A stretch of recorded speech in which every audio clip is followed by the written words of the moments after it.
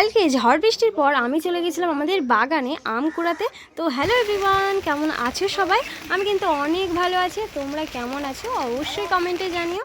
তো কাল কিন্তু অনেক ঝড় বৃষ্টি হয়েছে, মানে প্রচুর ঝড় বৃষ্টি হয়েছে, আর সাথে বাজও পড়ছিল, তোমরা সবাই জানো।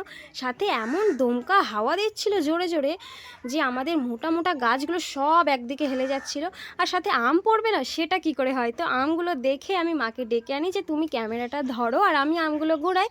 তো মা এমনভাবে ক্যামেরা ধরছিল যে আমাকেই দেখা যাচ্ছিল না, আর আমগুলোকেই কখনো দেখা যাচ্ছিল না। তো তার জন্য আমাকে ভিডিওর অনেক ভালো ভালো সিন কেটে বাদ দিতে হয়।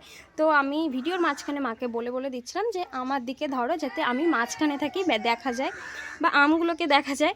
আর আমগুলো বলে রাখি একদমই ভালোভাবে সেরকম পাকেনি, মানে ঝড় বৃষ্টি এত হয়েছে আর হাওয়া দিয়েছে যার জন্য আমগুলো পড়ে যেতে বাধ্য হয়েছে। তবে আমগুলো কিন্তু খুবই মিষ্টি খেতে।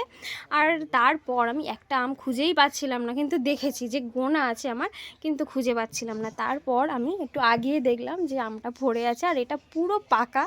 আর তারপরে দেখলাম যে একটা কারি পাতা গাছের ডাল, কচি ডাল বড়, ভেঙে পড়ে গেছে। তো মাকে বললাম, মা বললো যে ওটাও তুলে আন, কোনো কাজে লেগে যাবে।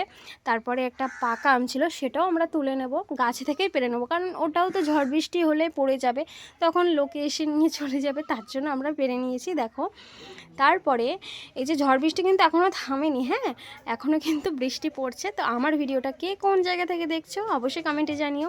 তো টাটা সবাইকে।